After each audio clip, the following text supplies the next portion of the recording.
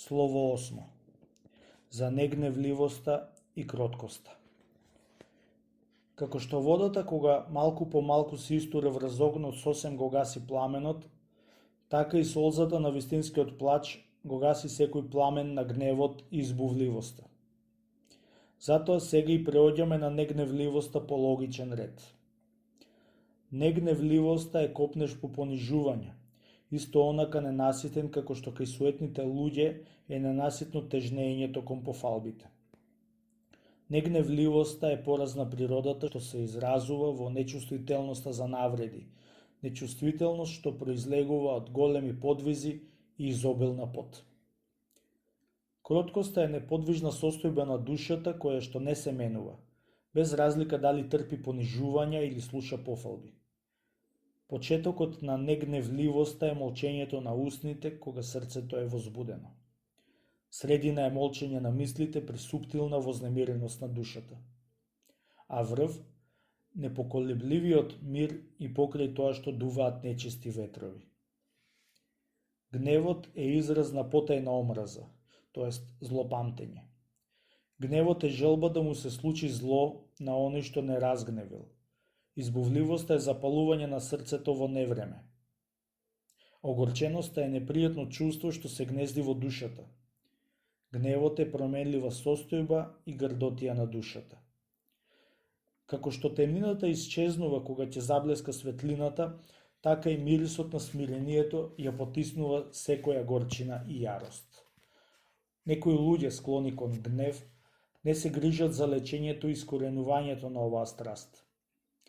Тие бедници не мислат на она што е речено. Тежината на јароста негова го соборува. Мудрост Сирахова 1.22. Брзото движење на еден воденички камен може да го сотре и уништи житото на душата за само еден миг и плодот на дотогашниот подвиг во поголема мера отколку спорото движење на друг во текот на целиот ден. Затоа и треба добро да внимаваме. Понекогаш пламенот одеднаш распален со силен ветар ја изгорува и упропастува нивата на срцето повеќе отколку огнот што гори долго. Пријатели, ни ова не би смееле да го заборавиме. Лукавите демони некогаш во моментите на гнев брзо се заминуваат од нас, за да престанеме да водиме сметка за големите страсти како да се мали, да нашата болест на крајот да стане неизлечива. Како што тврдиот и нерамен камен кога се трие и удира од други камења ги губи неговите нерамнини, сите негови неправилни и груби облици, така и душата избувлива и груба, општејки и живеејќи со други, исто така груби луѓе, постигнува едно од двете.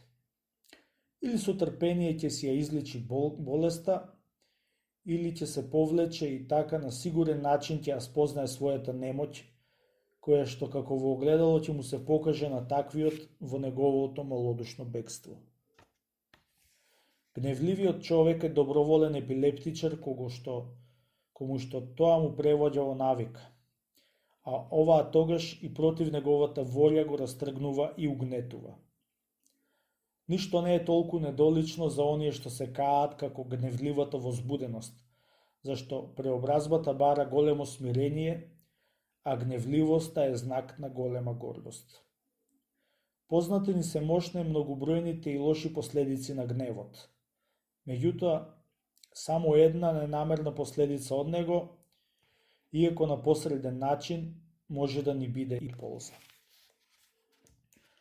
Познавав луѓе што во настап на обземеност од јарост се ослободија од дамнешното злопамтење што се криело во нив, па така со помош на оваа страст се избавија од онаа, добивајќи од оној што ги навредил извинување или објаснување за она што ги мачело долго време. Сум гледал и такви луѓе кои што привидно трпеа, но неразумно, под плаштот на молчењето во себе криеја злопамтење. И дојдов до заклучок дека таквите луѓе се победни од лудаците, зашто белината на гулавот ја прекриваа како со некоја црнина. Треба да ја обрнеме големо внимание на оваа змија, затоа што неизе, како и на змијата на телесните желби, и помага самата природа. Сум гледал и луѓе што би се разгневили и во својата огорченост би одбиле да јадат и со таквото бесмислено воздржание додаваа отров на отров. А гледав и други луѓе кои што својот гнев го користе како згоден повод за прејадување. Па така од јама паѓаа во бездна. Но и други паметни луѓе сум гледал, кои што како добри лекари ги беа здружиле двете крајности, та од умереното негување на телото имаа најголема полза. Кога е умерено, пењето понекогаш одлично го стивнува гневот, а понекогаш кога е неумерено и неправовремено, му погодува на сластолюбието. Ова средство ќе ни користи само ако водиме сметка за самиот момент. Наоѓајќи се по некаква работа во близина на ќелијата на некои луѓе, што се беа посветиле на тихување, слушнав како од огорченост и бес сами се караа во својата ќелија како еребици во кафес и како на своите навредувачи се нафрлаа како да се присутни. Нив благо ги посоветував да не живеат осамено, за од луѓе да не се претворат во демони. Сум гледал пак и луѓе сладострасни и со лакомо срце, кои што меѓутоа беа кротки и љубезни, братолюбиви и љубители на убавината.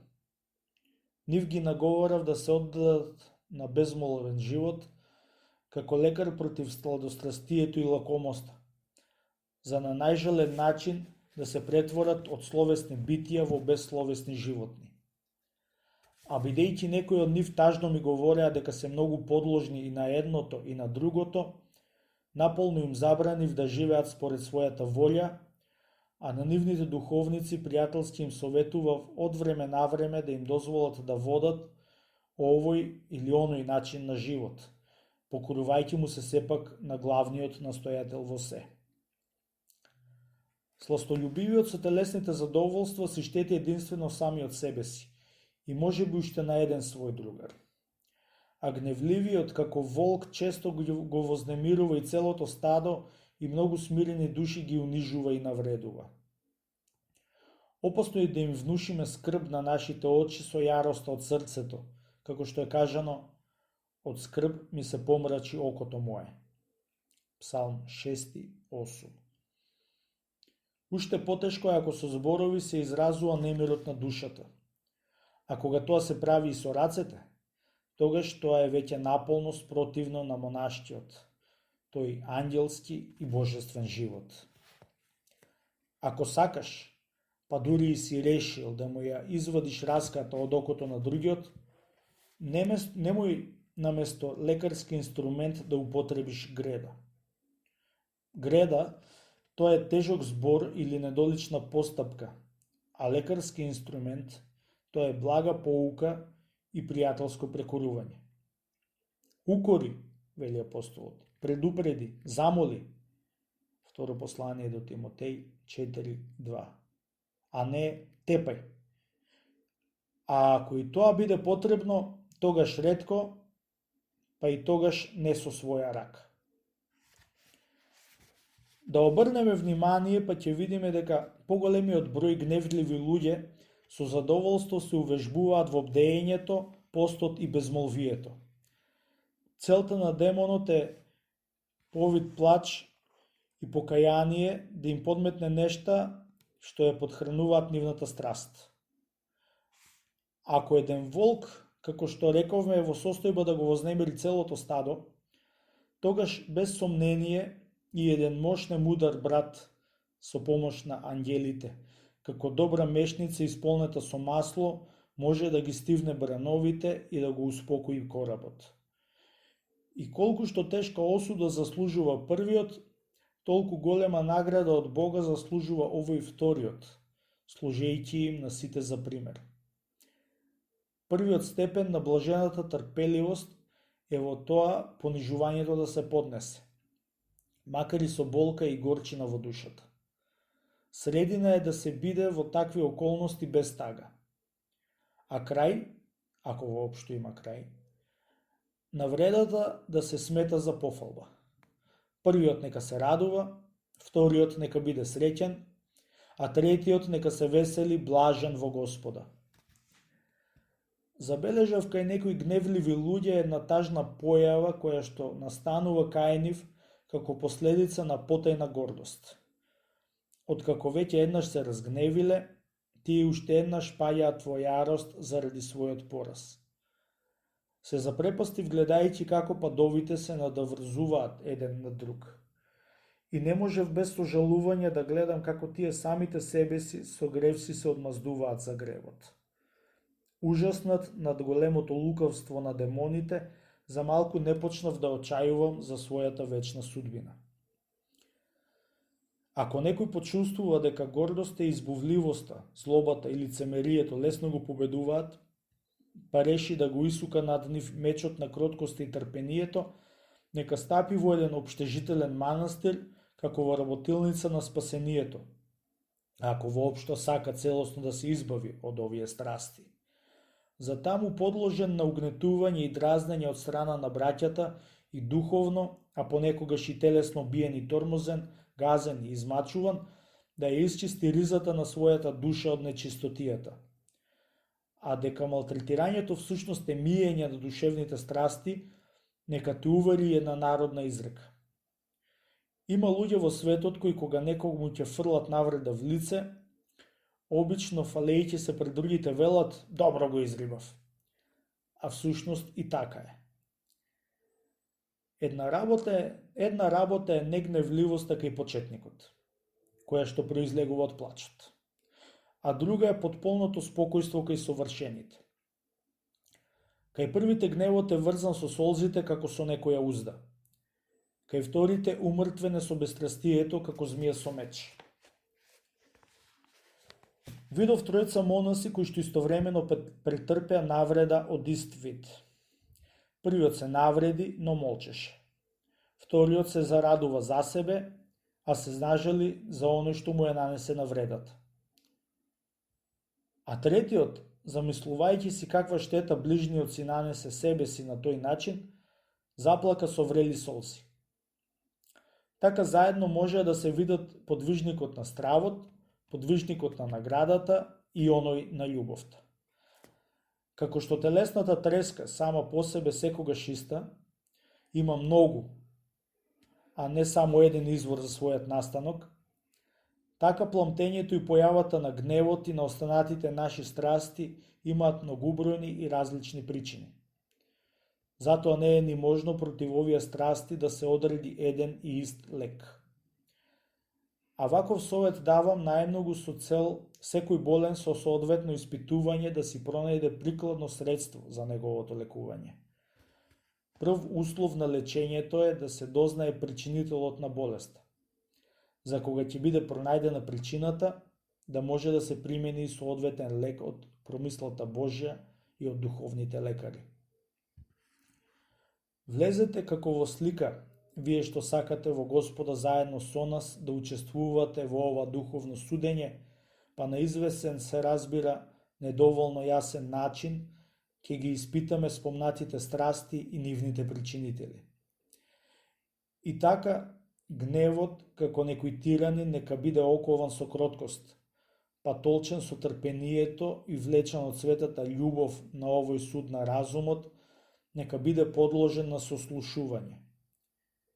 Кажи ни го, луда и нечестна страст, името на оној што те создал и името на твојот родител, а исто така и имињата на твоите погани синови и ќерки.